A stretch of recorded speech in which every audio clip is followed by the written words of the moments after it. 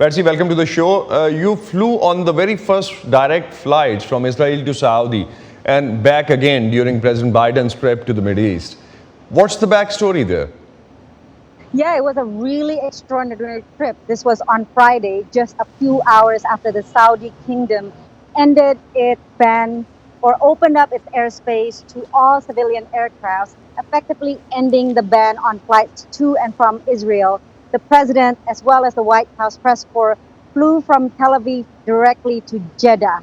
And this is the first historic flight, and it really just shows a sign of warming ties between Israel and Saudi Arabia that President Biden say he hopes to finally one day lead to normalization. Now, the Saudis are saying that no normalization will happen without a two-state solution and towards Palestinian statehood. Patsy में बता रही थी कि बड़ी historic flight थी, तारीखी flight थी ये, जो इसराइल से पहली दफ़ा सऊदी अरब के लिए फ़्लाई की। इससे पहले सदर ट्रंप इस फ़्लाई कर चुके हैं सऊदी अरब से जेरूसलम के लिए, लेकिन जेरूसलम से रियाद के लिए ये पहली फ़्लाइट थी, जिसमें ख़ास तौर पे बता रही हैं कि काफ़ी हिस्टोरिक इस लिहाज से भी थी कि इसमें जो ओवरऑल रिलेशंस हैं पूरे ख़त्ते के, उनको बेहतर करने के लिए बात की गई। और सऊदी स्टांस जो है ख़ास तौर पे इसराइल और पैलेस्टाइन के हवाले से दोनों स्टेट्स के होने पे उसमें सऊदी अरब की तरफ से एक स्टांस लिया गया और उसको नॉर्मलाइज करने के मामले के साथ नहीं जोड़ा गया। Patsy, how exactly Biden's trip to Saudi and of course the whole Middle East has been taken in that very region? Because media in US is carrying a mixed opinion on that. But again, like when we are talking about goals versus gains in that very specific context. Right. The American media is, of course, focusing on the human rights issue, on President Biden's meeting with Prince Mohammed bin Salman over his alleged or over his role in the murder of Jamal Khashoggi. But the reaction from the region itself is quite diverse. Number one, the Israelis feel that they get a show of support from Washington. The Palestinians, meanwhile, feel sidelined. They feel that with the warming of ties between Arab nations and Israel, they're losing leverage in terms of gaining their goal towards a two-state solution. Now, when President Biden came to the region saying that we do not want to leave a vacuum for Iran, for Russia, for China to fill in, the region, particularly Saudi Arabia, responded by saying that we are a mature region. It is not a zero-sum game. We can have good relations with the U.S., our main strategic allies, but we can also have good relations with other great powers. So, yes, of course, it's a mixed reaction. And the other thing that I need to underline here is the fact that there is no announcement on the increase of oil production. This was something that the White House did not expect to happen, and it was not announced on this trip.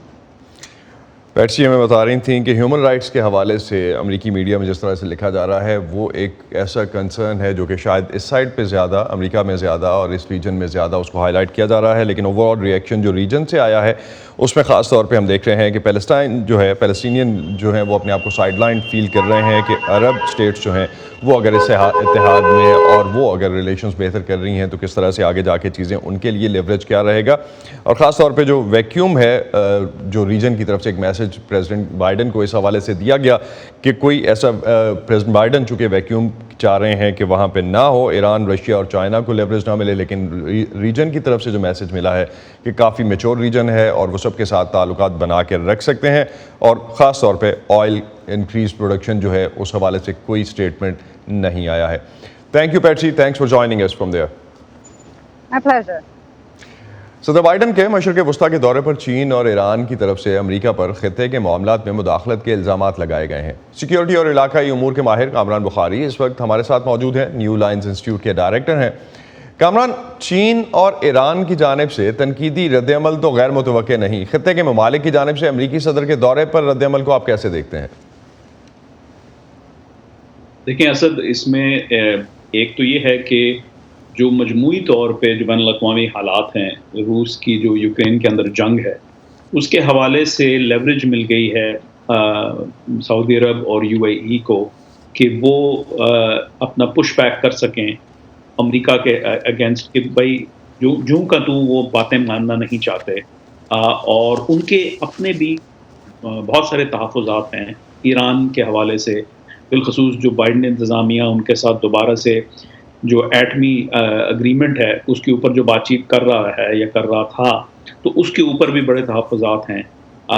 پھر یہ ہے کہ اپنا یمن کے حوالے سے اور Biden انتظامیہ کی طرف سے جو سخت پوزیشن اختیار کی گئی تھی محمد بن سلمان جو ولی عہد ہیں سعودی عرب کے، ان کے خلاف، تو ظاہر ہے اس نے ماحول کو پراگندہ کر دیا تھا۔ تو اس وجہ سے بھی ہم دیکھ رہے ہیں کہ جتنی لیوریج یوز کی جا سکتی ہے، ریاض وہ یوز کر رہا ہے، ابو دھابی یوز کر رہا ہے تاکہ وہ پش بیک کر سکے، کیونکہ ظاہر ہے اگر تو ڈپینڈنسی جو ماضی کی دہائیوں میں ہم نے دیکھی اگر وہ رہتی تو شاید اتنی حد تک وہ نہ جاتے، لیکن چونکہ اب جو ہے وہ دنیا بہت زیادہ کمپلیکس ہو چکی ہے، لیوریج آ چکی ہے علاقائی پاورز کے پاس بھی، یعنی سعودی عرب اور UAE کے حوالے سے بات کر رہا ہوں، تو اس وجہ سے جو ہے آئی تھنک کہ اب بہت زیادہ جو ہے وہ ہم دیکھ رہے ہیں کہ کمپلیکیٹڈ قسم کا تناؤ۔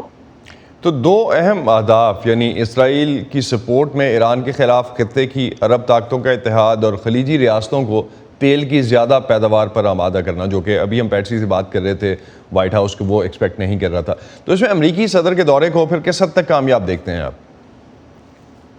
دیکھیں یہ جو ہے کامیاب تو جو لفظ ہے وہ تو ایک ریلیٹیو ٹرم ہے نا کہ کس حد تک کامیاب ہے، تو وہ تو اس کا تخمینہ لگانا ذرا مشکل ہے، ڈپینڈ کرتا ہے کون بات کر رہا ہے۔ ظاہر ہے جو لوگ جو ہے بائیڈن انتظامیہ میں ہیں وہ تو اس کو ایک پبلک ریلیشنز کے پوائنٹ آف ویو سے بڑھا چڑھا کے بھی بات کریں گے، لیکن حقیقت یہ ہے کہ ساری دنیا نے دیکھا کہ وہ جو بیانات تھے، یہاں تک کہ خود صدر بائیڈن جو ہیں انہوں نے اپنی پریسر میں جو بات کی تھی کہ بھائی میں نے دو ٹوک ان سے بات کی ہیومن رائٹس کی، اور جو جمال خشوگی کا جو قتل ہوا تھا اس کے اوپر بھی جو ہے نا دو ٹوک بات کی۔ اس کے بعد پھر رد عمل میں ہم نے سعودی جانب سے بھی جو ہے خبریں آئیں کہ محمد بن سلمان نے جو ہے پھر واپس جواب دیا کہ بھائی آپ ہمیں ہیومن رائٹس کا پارٹ کیوں پڑھا رہے ہیں جب آپ نے بھی ابو غریب جیسے جو ہے نا واقعات میں آپ ملوث رہے ہیں۔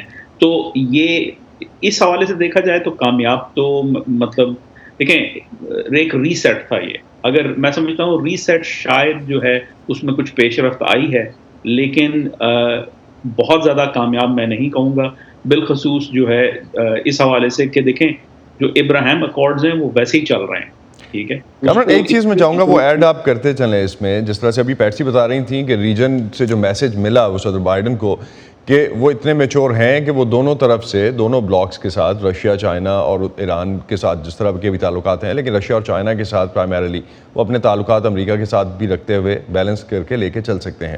Do you agree with that? میں سمجھتا ہوں کہ یہ بیان بازی ہے، اس میں جو ہے آئی تھنک کہ زیادہ وہ ایک طرح سے ایٹماسفیرکس ہے، کیونکہ دیکھیں بالآخر یہ جو ممالک ہیں بالخصوص سعودی عرب اور متحدہ عرب امارات، یہ اپنی قومی سلامتی کے لیے ان کا بہت بڑا انحصار ہے امریکہ کے اوپر، اور مختلف لحاظ سے، یعنی صرف آرمز جو ہے نا پروکیورمنٹ کے نہیں، ایکٹیو امریکن ملٹری انوالومنٹ کے حوالے سے بھی۔